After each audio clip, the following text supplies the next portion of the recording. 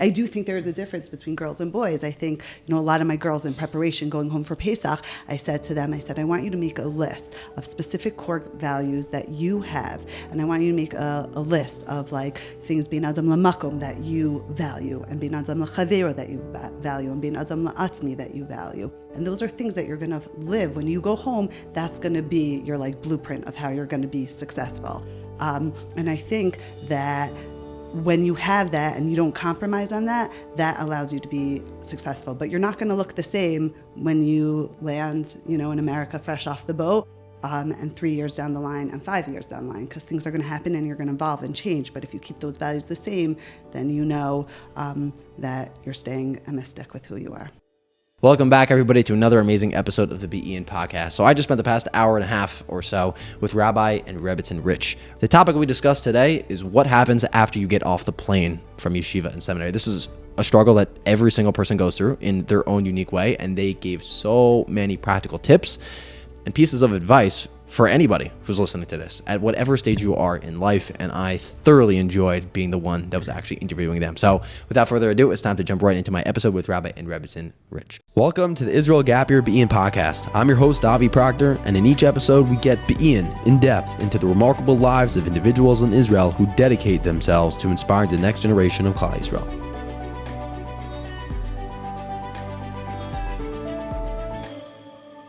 First of all, Rabbi and Rebbetzin Rich, thank you so much for joining me right now. Sure. And driving about 6 minutes from your house in Ramat Beit Shemesh. So the topic that I definitely want to speak about today is coming back home after your year in yeshiva and seminary. There is so much to talk about, and I think you guys are two perfect people to speak about that through your years of experience. But to get to that level of experience, you guys went through a whole journey. Baruch Hashem, we've happened to know each other for years. So kind of take me through the background. Of course, you could choose who speaks when, but how did we get here today? Of course, you made Aliyah a few years ago. So kind of take me through the first, journey of your life to get there to Israel to essentially work in the different yeshiva and seminary world. You could start. Okay. Well, we grew up, both of us in America. She grew up in Connecticut. I grew up in New Jersey, West Orange. Went to classic-ish schools. And I went to Shalavim. She went to Midrash at Moriah. We both went on our paths, finally got married, Baruch Hashem. And then after we got married, I was learning, and she was working in special education in America. And then I was very lucky that after I finished learning, so I didn't really have a job. And a lot of hakaras tov to a lot of people along the way, but thanks to Rabbi Adler, I got a job in TBC, which is where I met the Proctor family, Big Zechus. And I was teaching in TABC. Dina had moved on from just being a teacher in special ed to actually being the director of special education at YNJ, and it was a good life living in Teaneck. I was, up and coming in TABC. She was an administrator in YNJ. It was pretty incredible, but we had always wanted to move to Eretz Yisrael.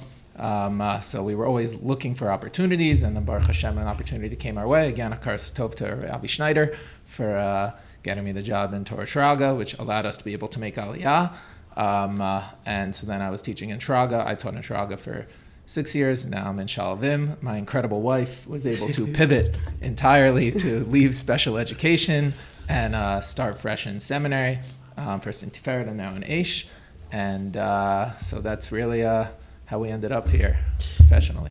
I know you went to Frisch for high school, right? So yeah. If I came over to you, or both of you, let's say back then when you were younger, and I said, in 25 years from now, you're going to be right here, what would you have told me? I would have said, what a dream. I wouldn't have expected this. Israel, yes, but I grew up in a very Zionistic home. Went to Mosheva for 11 years. It was, embedded in us. But I would never, ever think I was a seminary teacher living in Ramat Beit Shemesh. Never. That makes two of us. Three of us. There you go. One thing I want to highlight specifically about your journey is I'll never forget the day I was in TABC. I was a freshman. This was 9 years ago. And all the guys were walking around the hallway. They're like, did you hear the news?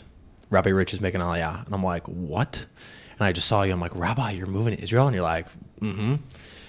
Take me through that whole process. I know you said you wanted to move to Eretz Yisrael, and that was, always a dream. And you went to Moshe and that was probably in your blood. But There's a lot that goes into it. I'm sure you had a lot of nerves. So kind of take me through that whole journey. What kind of got you over the hump to come here? It was actually crazy because it was the end of May and he was on the 10th grade Philadelphia trip.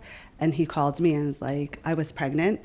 We had 4 kids under the age of 6, 7, whatever. And he called me. He's like, Rabbi Schneider called me and offered me a full-time job in Torshaga. We need to decide now if we're going. I'm like, it was pretty crazy.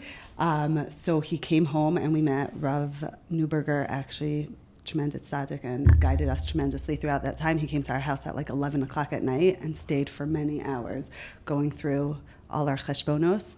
It was pretty amazing. And we did it, which is crazy. Yeah, we didn't do any pilot trip. We No. didn't really do any research. Nothing. On schools, communities. We decided Yeah. at end of May and made Aliyah August 14th. We had started the process just in case. We had started the Nefesh process because people told us if you don't start the Aliyah process before, it's not going to happen. So we started the process not knowing whether we're going to make Aliyah. I still remember I was telling my brother that there's a chance we're going to make Aliyah. And he was like, yeah, sure. You always say you're going to make Aliyah. We didn't believe it. And Like it was... No one believed that it was going to happen. Our kids weren't in school. Like we didn't have, yeah. You're like saying they weren't signed enrolled in up Israel. Israel, yeah, in school Like we in hadn't Israel. done Nothing. anything. They didn't get until we moved to Israel. Yeah. So you found out in May. You Yeah. made this decision, and then you're on the group flight. That Yeah. famous picture, by the way, if Yeah. anybody knows the August. picture that what I'm talking about, check out Rabbi Rich's WhatsApp status, right? Front cover of Nefesh from now until God willing the next adorable family moves together. Yeah. But when you were making that decision, of course, you didn't have a lot planned out. You didn't take a pilot trip.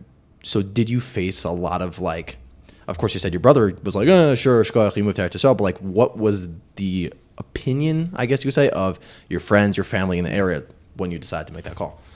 I mean, I could say personally, when I went to tell Y&J, it was devastating. They were not happy. I just started this brand new program in Y&J that they invested tons of money into. Then I'm like, peace out. So it was pretty intense. My parents were obviously not happy. My siblings were supportive because ideally they would love to be here. But it was very, very hard.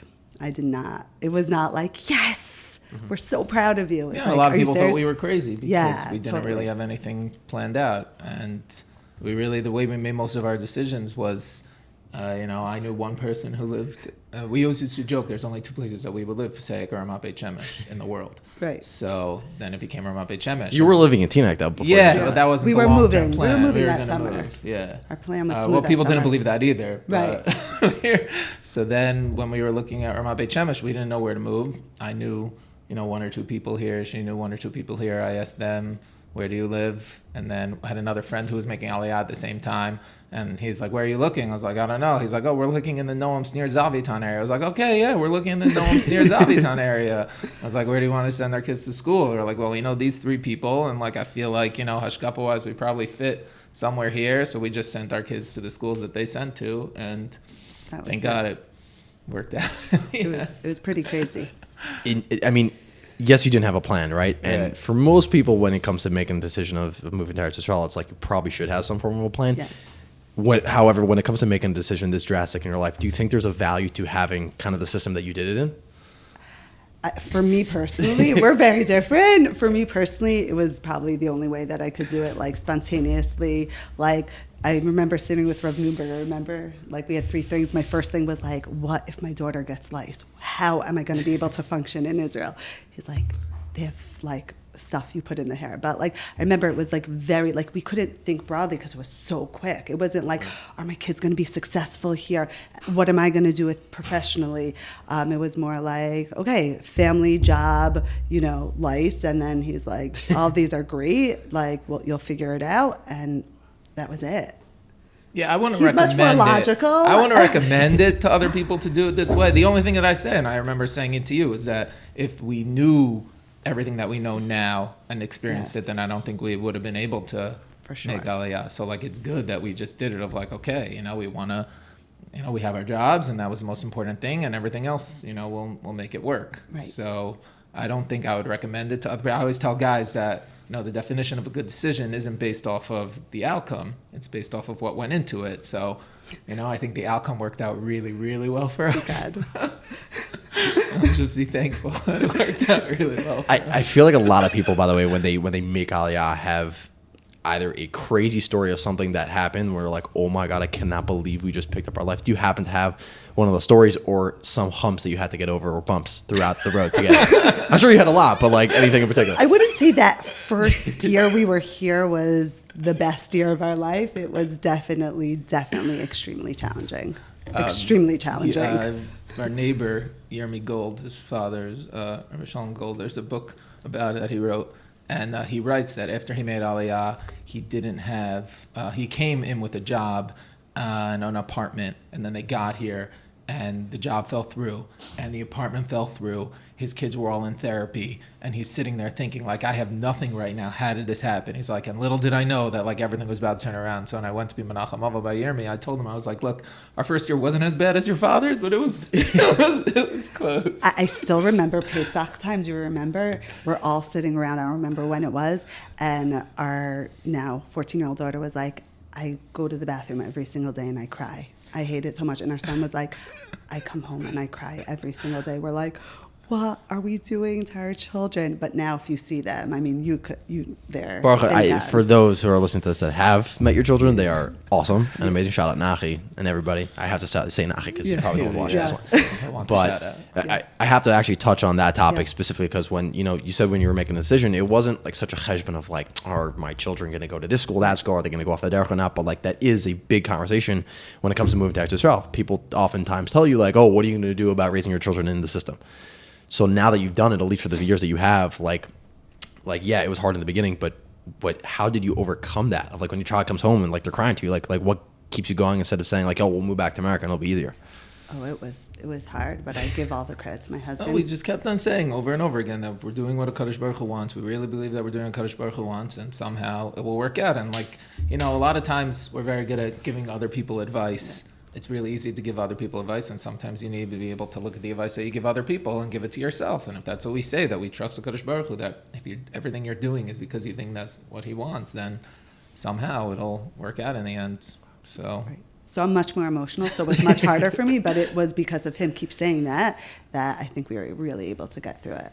I was much more like, no, how are they going to survive? They're going to go off the derech. It's not going to be okay. He's like, we're doing what Hashem wants, so it'll be okay. Have you ever had a moment when you were here where you're like, maybe we made a mistake or maybe we should move back? Probably like multiple times that first year. Do you have advice for anybody that let's say might be listening to this that made that journey or will potentially be doing that in the future of like a little bit of chizuk to kind of push through? It's very hard because every situation is so unique, and there are people that have gone back for very good reasons. And I was talking to someone once who was going back to America after making Aliyah, and they said that people told them, give it another year. You can't judge based off of the first year, but like the longer that you stay, the harder it is to go back also. So it's just very hard to, you have to, the best thing to do is to have people that you could speak to, that you trust, that have tons and tons of experience. And I just saw it in the Rabbi Yaakov Kamenetsky biography that he said that one of the biggest chesronos that people have in professional positions is not being able to say, I don't know.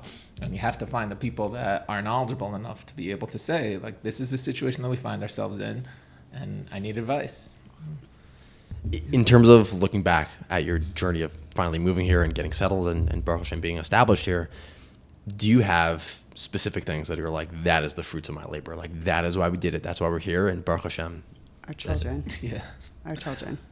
Yeah, they're like very well adjusted, have friends, and they, what I would often tell guys is that you feel emunah so much more in Eretz Yisrael, and you see it in the kids also. And our kids will say things that you just be like, did my kid actually say that? Talking about things with mashgiach or different things that you would call naive, but like when it's a kid that it's coming from like an incredible place of real emunah, of like really expecting a Kadosh Baruch to come through for you and things like that. It's just, you see it just from living here that's where it comes from. And just their perspective and the way they handle situations. It's just like, I'm in awe of them. Like, seriously. Especially our older ones who like are now going into high school. It's unbelievable what they were able to accomplish. I was Thursday night, Nachi had his friends over for Cholent. They're sitting there, and they call in. I said, Rabbi Rich. I was like, what do they want me for? And they asked me in Hebrew. They're like, do you know how it works? Yediyah and Bechira, what is the, how is it possible if HaKadosh Baruch Hu knows everything we're going to do? So then are we really the ones making the decision? And I'm thinking to myself, I just told them what the Rambam says, but I'm thinking to myself, like, this is what my kids are hanging out talking about on a Thursday night. Wow. When you have something like that, do I know that everything is going to work out for all my kids going down the line? I tell her all the time that all kids face adversity at some point. You hope the adversity isn't such a big deal, but all kids are going to face adversity at some point. But like when you see your kids, that these are the things that they're talking about, and you're just like, I wish that this was your leisure constantly. Or even just like a silly story, our 5-year-old, she like tripped one morning. She's like, did I wash Negelwasser this morning? So I was like, I don't know. She's like, let me just wash Netias Yadayim again just in case, because like, why would I trip in the morning? Like that is their thought process. Shout out to Chani. Yeah. Speaking about kids, right? And now I kind of want to transition into the topic of today.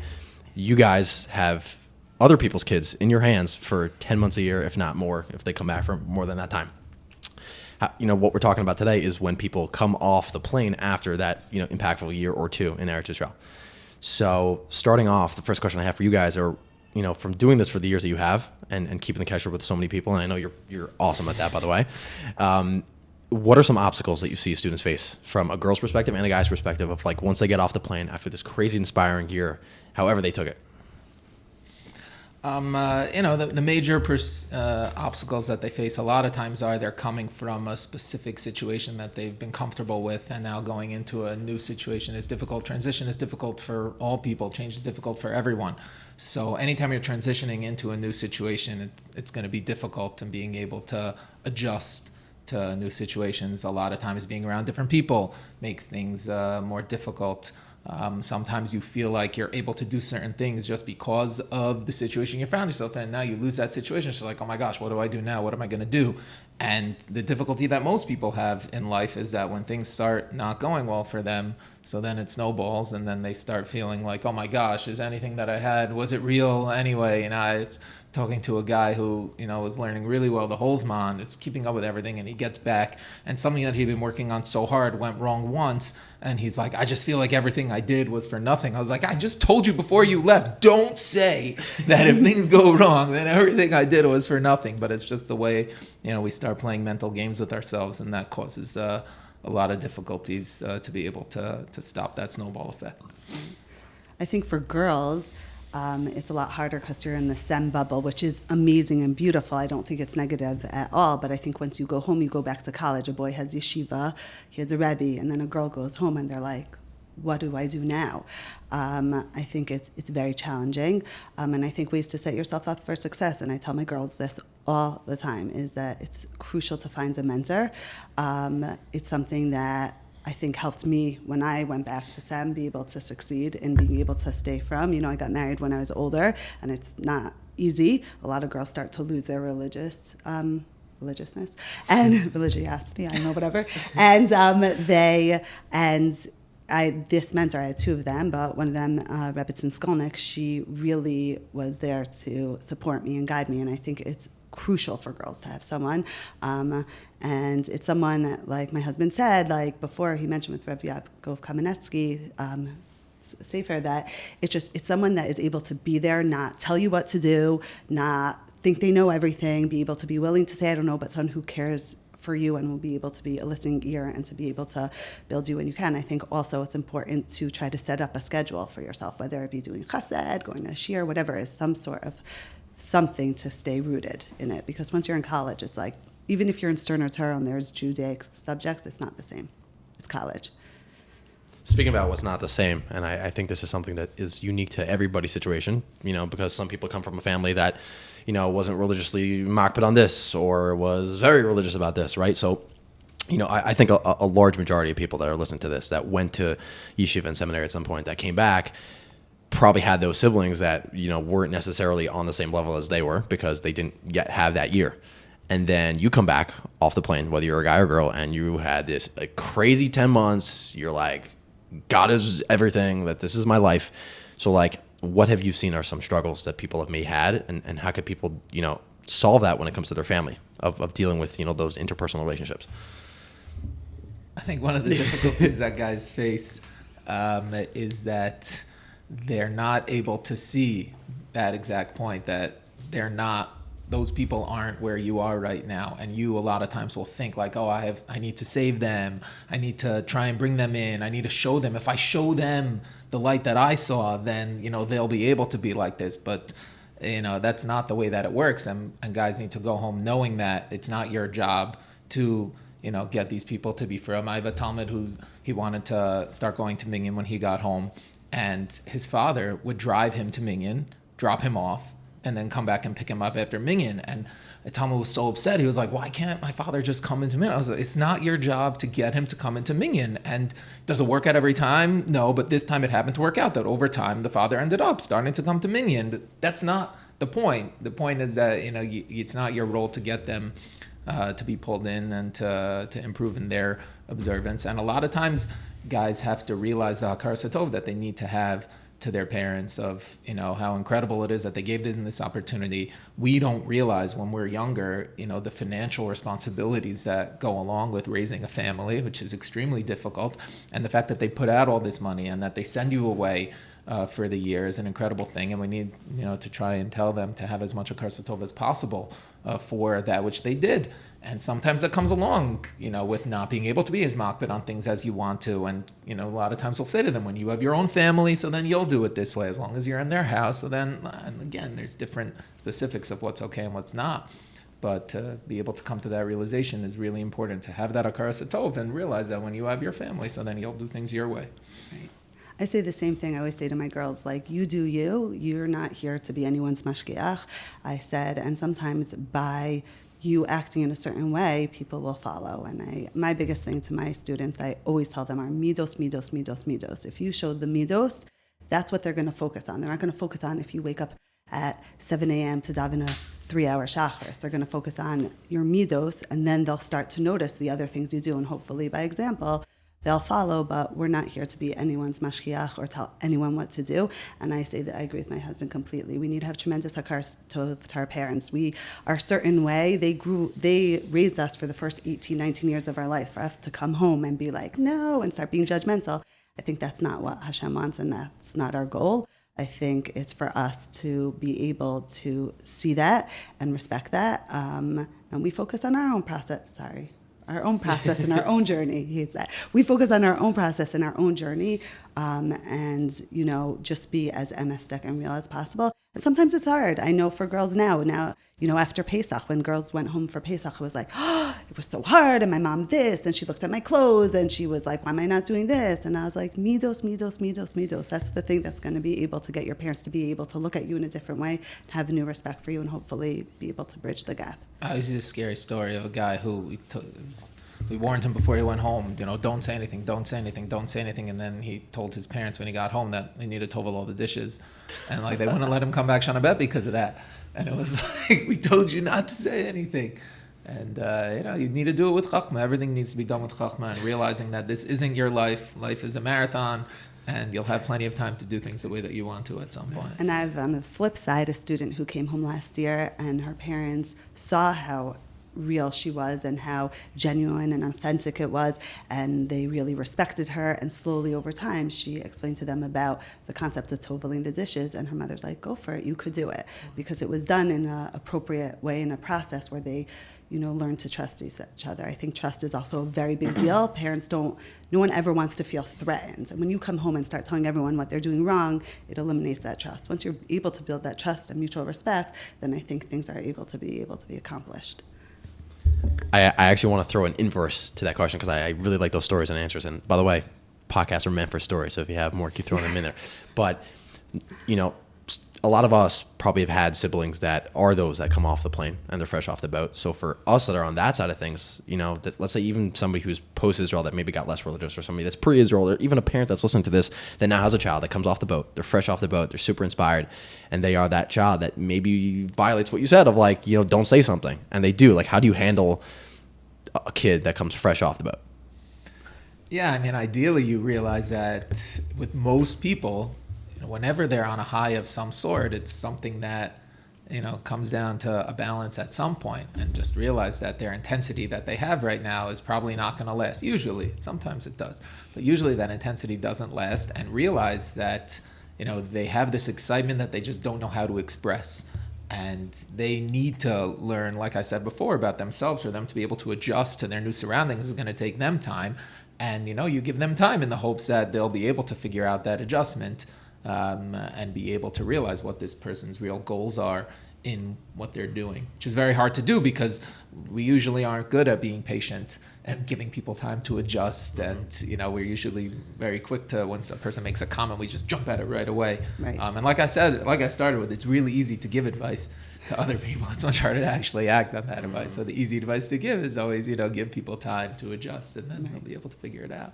Actually, a few years ago, a mother actually called me. I was very close with her daughter, and she, got very inspired in Israel, and she came back, and the mother thought she was doing like crazy things, and she called me. She's like, is she going to become a burqa lady? Like, I don't understand. She like went swimming with leggings on. Like, she was really very nervous about it. And I explained to her, as like, I think it's all, she's trying to combat, like, I'm home and I need to protect myself because I don't want to lose anything. And you're coming like from the perspective, like, she's crazy, what's happening? And it was that same thing, like, you guys need to trust each other and have a conversation. And I think with time, she's going to realize, like, everyone needs a calm down time, you're on a high and then it needs to settle a little bit. And like you said, have a balance, like, it does balance out. I said, just give her some time. I understand your concern, but you could tell her, you could have a normal conversation. I think open communication also with the parents and the students, children, is crucial. And they did. They had a conversation, and she's doing great now. It was scary for the mother, but they're doing now. Speaking about, the girl protecting herself, right? I feel like one of the ways that, people do that, of course, is trying to be that extra firm person once they come off the boat. A struggle for a lot of people, I'm sure, within that is the lack of structure, right? Because you come from a 10-month schedule with maybe a 1-month Pesach break in between, but you have somebody potentially waking up in the morning, a mashgiach, whatever that is, and you have Rebbeim that are following up with you, making sure you come to learning and everything like that, and then you get home and you have no structure, right? So kind of talk about that struggle that people kind of go through, and how could people essentially maintain structure in a system that, they're only used to religiously growing with 10 hours a day of Limudei Kodesh, right? And when they don't have that, how do people keep that structure while also maintaining the religiosity? I'm very into people setting themselves up for success with realistic expectations.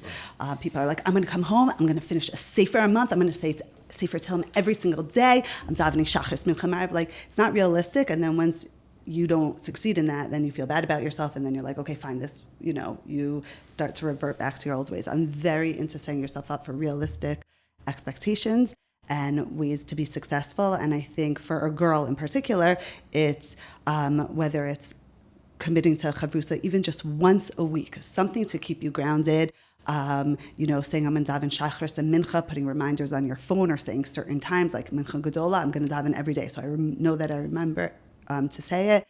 And I think also, again, being in touch with a mentor, always, constantly, so someone could, be there through your struggles, through your hard times and your good times. And I also think that a big thing is that you need to, I don't remember what I was going to say. There you go. We'll come back to you, and then you'll I think that there was something else I want to say. Okay, yeah. if you think of it, just I'll cut you off. jump Don't in. worry about You it. could totally interrupt each other. There's a lot of it, I think, comes from a change of perspective. And a lot of times guys look at the year or two in Israel as a year or two in Israel, and then I'm moving on to my next stage. And a lot of it is realizing that this is a marathon of Avodas Hashem, and that's what life is about. It's a marathon of Avodas Hashem. It's not a sprint. When I was in Shalavim, Shana Aleph, I remember Yaakov Cooper came to speak to us, and we were staying up till, ridiculous hours. And he's like, you guys are being silly staying up so late because, you're sprinting at the beginning of a marathon. And that changed my perspective a lot on a lot of things. And I often pointed out in this too, when you view it as, okay, I had my sprint and now I'm moving on. So then that's going to make things difficult when you're going on to the next stage. If you view it as, okay, this is the next stage of my marathon in Avodas Hashem, and just like my focus was Avodas Hashem the previous stage of the marathon, so it still needs to be the focus of my Avodas Hashem. There are going to be other things involved, but as long as the focus remains my Avodas Hashem, then I'm going to be able to be successful. And once we start letting other things be the priority, so that's when we start running into issues. So things like, setting up chavrusas and having mentors and having a good group of friends and things like that are all part of making sure that Avodas Hashem remains my number one priority and the thing that I'm working on. So when someone asks me, what's the most important thing in your life? It's easy to say Avodas Hashem, but if I am able to do things that actually show that Avodas Hashem is the most important thing, so then it's much easier. And therefore, even if I have classes going on, obviously, it's another great story. When I was interviewing a guy for Shraga one time, it was over Zoom. It was during COVID. It was over Zoom. And I thought it was going great. And he ended up not coming to Shraga. And he told one of his Rebbeim, who told me that the reason he didn't come to Shraga was because I asked him where he was going to college, and he told me he was going to a secular college, and I was like, okay, obviously we'd rather you go to YU, but like every yeshiva would rather you go to YU, and he didn't end up coming to Shraga because like he was afraid that we were going to push him to YU. So I think I'm confident in saying that most yeshivas would like their talmidim to go to YU. That's a quotable quote right there. Clip that Instagram one. Versus secular college, at least. But even if you go to secular college, obviously you're able to, if you are able to keep Avodas Hashem as your number one perspective, it's obviously a lot harder. But if that's your priority, so then you'll be able to pull it off. And I think that's the difficulty a lot of times is once we start allowing other things to be the priorities, so that's when we start getting dragged away. And then even if I have these things set up, once my mind is focused on the other things as being most important, so then it's much harder. And that's true your whole life. Even now, that's what we try and show our kids as much as possible, that, we have other things going on, but we try and make sure that everything is directed towards Avodas Hashem as much as possible. And as long as you're able to do that, so then it'll be successful. Right. I remember what I wanted to say. I was going to ask you. That I think it was similar to his marathon sprint, Mashal, is that a lot of people put pressure on themselves. This year, if I don't gain anything, whatever I gain this year is going to be it. And I put so much pressure, and then when I come back, I need to keep every little thing. And I think that a way to be successful is realizing that we're only 18 or not, but they're only 18. I wish I was 18 or 19, but we're only 18 or 19 years old. God willing, we have another 100 years left to our life. That I hope for the rest of our life we're growing and changing. And I tell this to my students all the time. I'm like, I'm 43 years old. I'm still growing and working on myself. I hope I'm going to be able to be like this forever. I'd never want to be happy where I am. And I think if they have that perspective that this was an amazing year and we lit the fire and they're so excited about this life, but they go and they know they're going to slip up. Everyone slips up. Everyone has, times where they're fall and they're, feel like they're struggling a little bit. That's okay. But then what are you going to do with it then? That's what it is. It's when you come across these humps and these bumps, what are you going to do then? How are you going to pick yourself up and realize that you have your whole life ahead of you to be able to grow? But to protect that, it is very beneficial to try to set up something to keep you grounded, but realize it's okay. It's okay. We're humans. No one's perfect. I find it, of course, funny what you said a second ago. You're like, oh, I wish I was 18 again. Yeah. That's my question. If you could go back in time, and if you were 18, knowing what you know now about everything, of all the struggles and the things you had to go through personally once you came back from yeshiva and seminary, what would you have done differently? Or what would be the advice you would have told yourself then? So I think, I have tons of advice to tell myself, but I think, I think part of where we are today is because of all the mistakes that I made throughout. But I think one thing that was very challenging for me that I do think has changed a lot was that my year in SEM, I was very black and white. I saw this lifestyle and I'm like, that's it. I can't be the person I want to be. I can't have my personality. I can't go do all the fun things I love to do. I can't do the crazy things I love to do. I can't be friends with certain people. And I was so stuck in that I changed. And when I got back to America, there was this uncomfortability in me. And it took time for me to realize, it's okay. You could still be you and still live a very frum lifestyle. So I think that helped me become who I was. I think if I didn't go to that extreme and then loosen up a little bit, loosen up in terms of myself, not my Avodas Hashem, then I think I wouldn't be able to be where I am. But I do think that's an important message that a lot of people realize. It's not one way. Everyone could, have Yer Shemaim or whatever, serve HaKadosh Baruch Hu in whatever way they want, and it's okay. It doesn't need to look one way. Mm-hmm. Yeah, you could clip this out if you want, but since you mentioned that she was 43, I'm 39, so I'll just put in a plug for people marrying older girls. If you want to reach out, could help you out with that. I don't know, when I was, I don't think I would want to be 18 again. I don't think I would want to do that again, especially with social media, and it's much harder to be 18 now than it was when we were 18, even though we were 18 4 years apart, especially different generation. I would probably, relating back to the parents thing, I would probably say I was not able to stay calm a lot of times when talking to my parents about certain things. And my parents are amazing people and they're from people, but I wanted to do more. And especially when I wanted to just sit and learn, at first it was a lot of, I did not express myself well. And now I try and, be masaking that by telling guys how to go, doing it in a better way. I'm sure they don't, because it's, again, much easier to say it than to actually do it. But I just had a guy recently who was saying he convinced his parents to let him come back Shana Bet, and but they want him to do something extra. They don't want it to be just a regular year. And he's like, I gotta, and I was like, just try and see where they're coming from. See, it's got to be coming from somewhere, and try and figure that out. Whereas if it were me, I would just be like, it's ridiculous. Look at everyone else who's going back Shana Bet. Why do you have to be different? It doesn't make any sense. So that is your personality. It's true. Yeah. I actually want to touch on something both of you guys said in one of your previous answers, which was about mentors, right? When we're in Eretz Yisrael, of course, the people like yourself are changing Talmidim and Talmidos lives. And during that year, you are the go-to person they go to.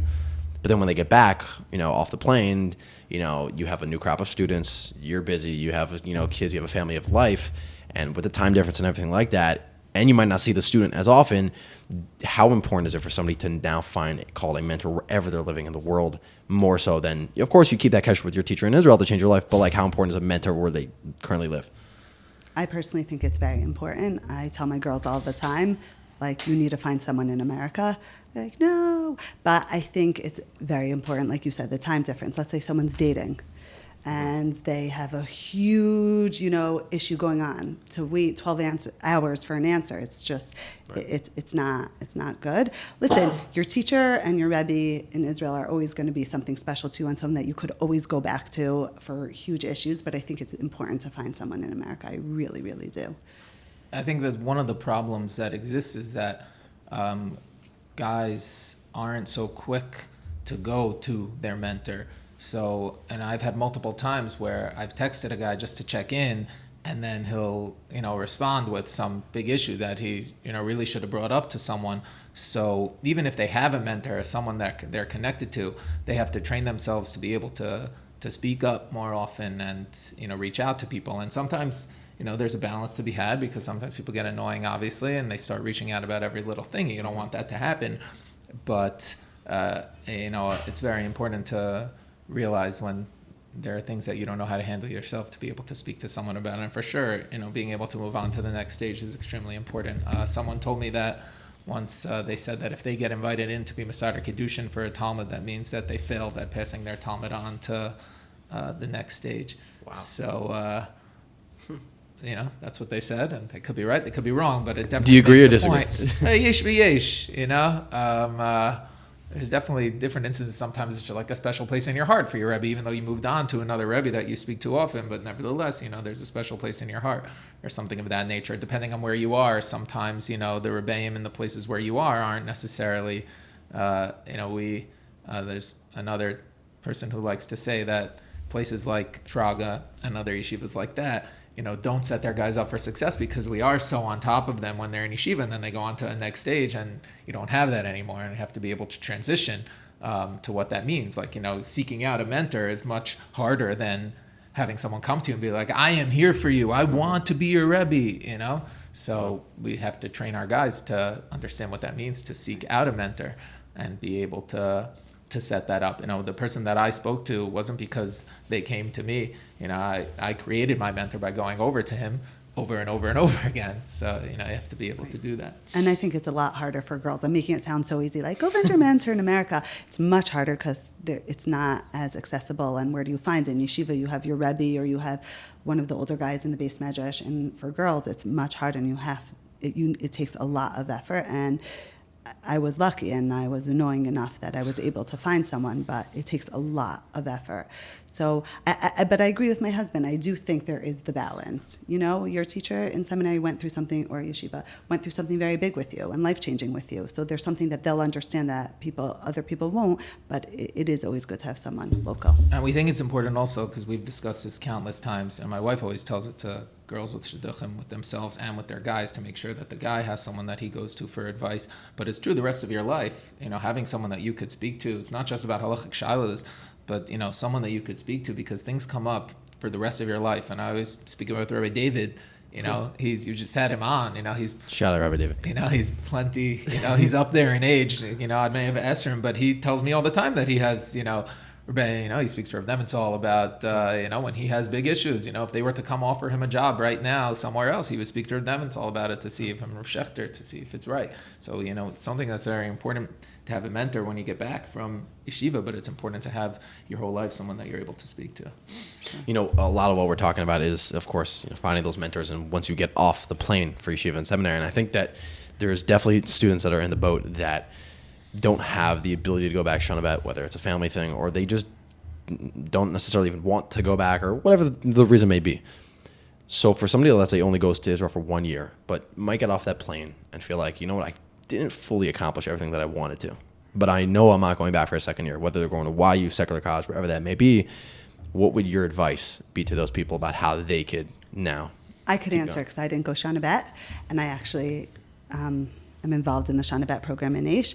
I think that it's very, I think that we put a lot of pressure on Shana Bet. I think it's different for boys and for girls, but I think we put a lot of pressure on Shana Bet, and I think it's okay. I wanted to say Shana Bet so badly.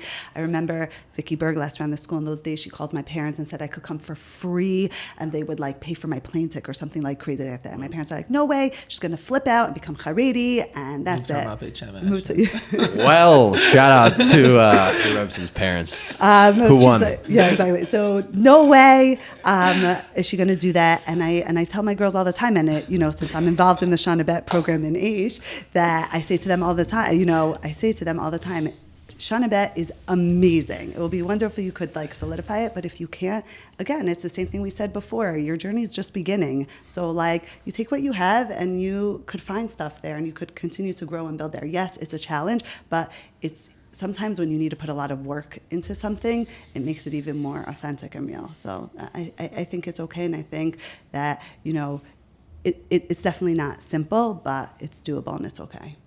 Yeah, obviously it's much different for guys than for sure. girls, percentage-wise, you know. And what you're gaining, Shana Bet, as a guy is much different because it's also building up your skills more, because the better you are at something, the easier it is to stay committed to it, obviously. I almost didn't marry you because you didn't go back Shana Bet. Wow, is that a ma'isa we're willing to share? It's a joke entirely. We could do a podcast about our dating another time. But yeah, I think that, you know, obviously is a much more shaykh when I was in Traga than in Shalavim. But we used to have many debates about guys not coming back Shana Bet and what the statistics are, because those, you know, better guys do come back Shana Bet, so that's why the statistics are like that and everything like that. But I have a very close Talmud who did multiple Talmidim, but one very close Talmud I was beside Kedushin for, and you know, he didn't come back Shana Bet, and he's doing extremely well where he lives, and very from. He knows who he is. I know who he is. Shout out to so and so. Rebbe gives you a lot of nachas. And you know, a lot of it came from his commitment and his avodas Hashem. And he said, you know, this is what's important to me, and I'm going to stick with it. And it's the same thing that we said, you know, before about if you keep the focus on avodas Hashem, so then you'll be able to pull it off. It's just a lot harder. Just like it's harder in secular college than it is in YU, than it is in, you know, regular base measures. So too, if you don't have as much experience and as much commitment to it, so then it's going to be harder. But that doesn't mean that it can't be done. So it's that same thing of just remaining committed to the things that are important to you, and setting yourself up as much as possible with as much support as possible for that to remain important to you. And then like it's a lot about perspective and a major mental game. For sure.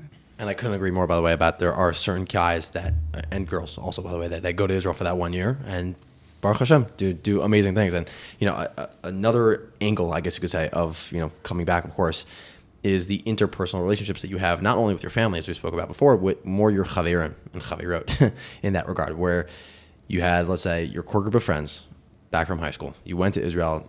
The 3 of you went to this school, 4 of you went to that school. And then you come back and you all had your own different experiences. And, you do kind of want to remain friends with them, but you also have different interests and you have different things, let's just say, that you want to kind of keep in your life and go about now on, that you're kind of growing up, I guess you could say. So for those people that might be in that situation where they have those people around them that they want to keep in their life, but they're not really on the same page, how do they kind of approach those relationships? Before she answers, I'll just say we have very different perspectives on this. Well, let's hear it. That's why I brought you. You could go first. I defer to you. Yeah, no, I don't know. I think a lot of it is a personality thing, and some guys, need a core group of friends a lot more than others, and like a certain type of friend a lot more than others. So I don't think it's so important to keep up with all of those old friends, and I wouldn't say to just like drop everyone and like send out a mass text of like, guys, I'm not friends with you anymore. But life is very long, and most people don't end up being friends with the same people for when they're 43 years old, that they're still friends with the people that they were when they're 18. There'll be 1 or 2 people, that are like, you're close. But for the most part, you don't end up. So I'm just saying that it's not as big of a deal as people make it out to be. In the moment, it's a huge deal. The same way we always, talk about with people when they get married, and like they're, every detail is like the biggest deal in the world. But how could I not have those flowers? And that person's not going to be at my wedding. I need to cut off the 41st friend? Like, that's crazy. They're going to be so offended. And like the likelihood of you talking to that person 20 years from now will only be if you happen to end up living across the street from them. But, so a lot of things in the moment seem like a huge deal, but long term, there's not as big of a deal. I think your avodas Hashem is a big deal your whole life.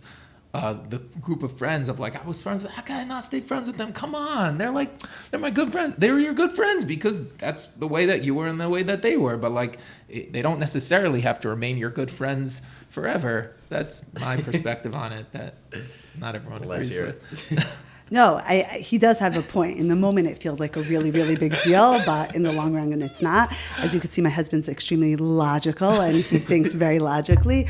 I'm more emotional, and I actually think that it is a big deal, and I think that a very big deal, and I think that it's important, I think even more so for the people who come back, like the friends who stayed here or the friends who are different than you, that you remain friends with them. I think that it doesn't make a difference. I had a very close friend who didn't go to Israel, NYU. She's actually not married to a Jew now, but we stayed close for a very, very, very long time. And I never, ever let our religion get involved, because our relationship wasn't about the fact what I keep in my avodas Hashem and what she keeps in her avodas Hashem. It was about us being friends and supporting each other. And I don't think it really makes a difference. Obviously, I think boys and girls are different. And I agree with my husband completely that it is important that your core group of friends are strong people who are going to build you. But at the same time, I think it's very important for yourself and for the other people to be able to stay friends with them. And if you are strong in your convictions and your avodas Hashem, and you know that this is the MS and you're going to be strong in it, it shouldn't make a difference what the person's like. Yeah, and we know that we know we disagree on this. It's okay that we know the things that we disagree on and the things that we agree on. And, right.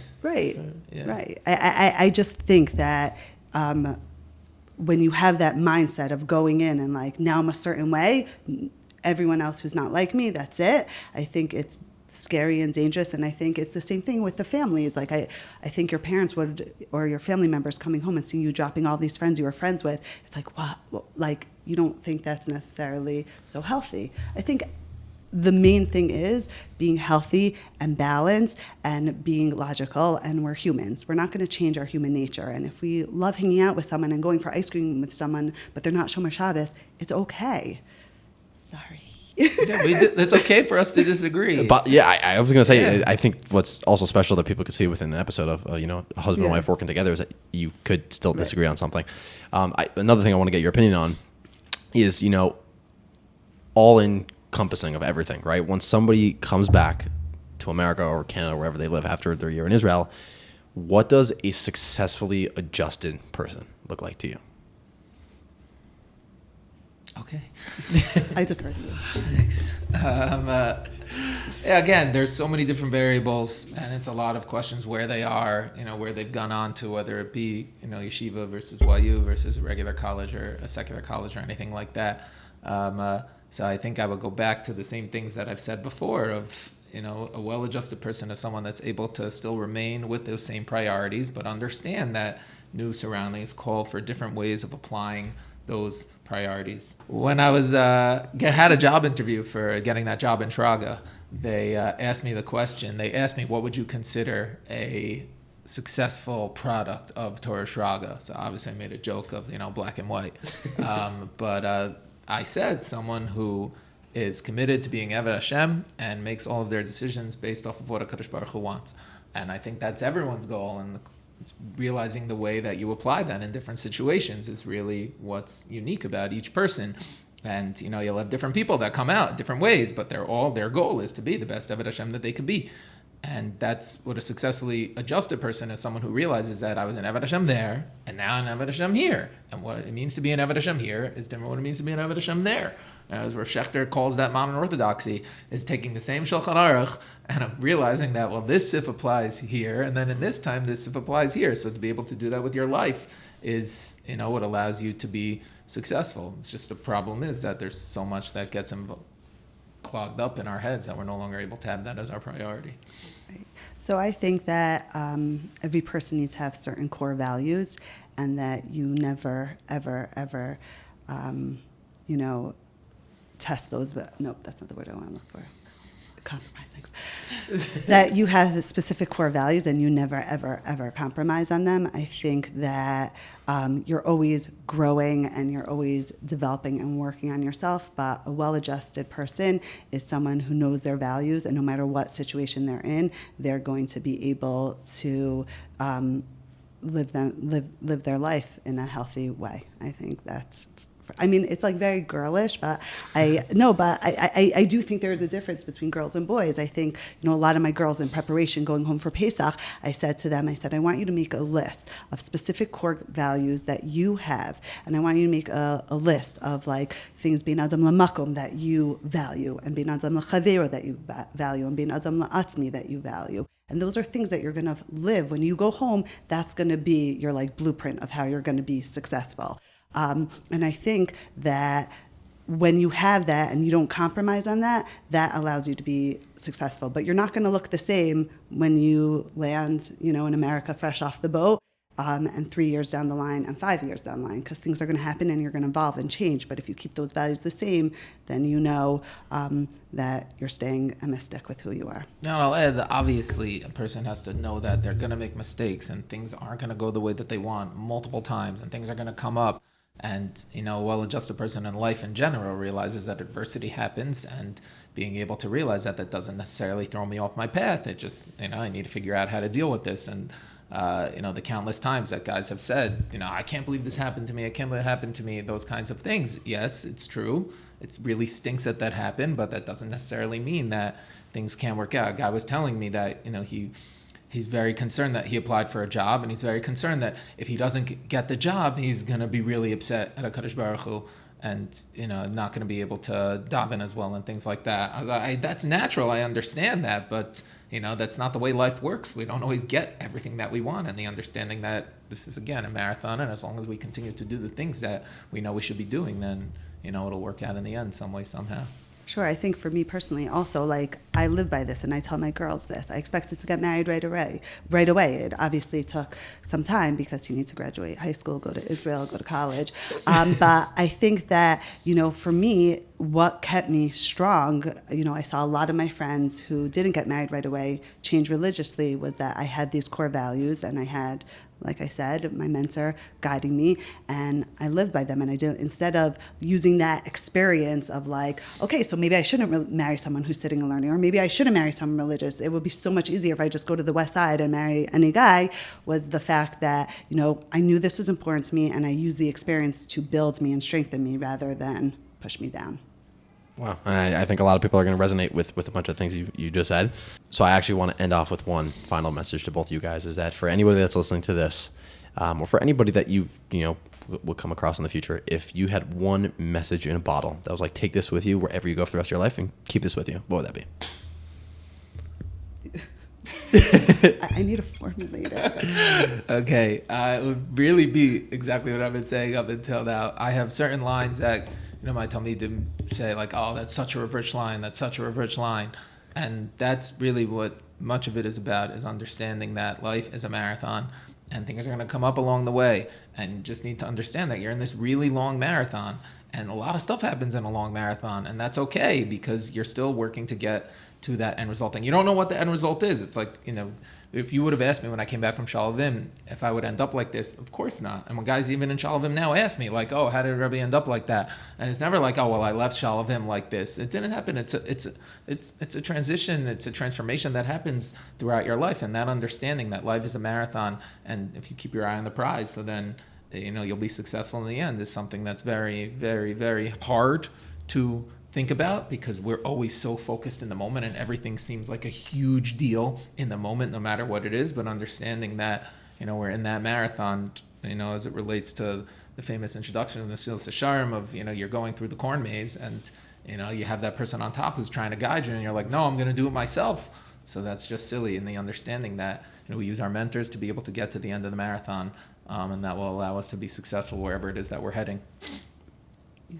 You said it really well. If I would say one thing, I think it's about being true to yourself and real to yourself and being authentic in everything you do and making sure that you are healthy in your avodas Hashem and using and just ensuring that your decisions are healthy. And like I said over and over throughout the podcast, is having a mentor to guide you, because I think when you're authentic and true to yourself, you're going to end up being more successful. If you try to do something that's, I'm doing it to look from, or I'm doing it to be part of a certain crew or be viewed a certain way, it's never sustainable. So I think, that's good.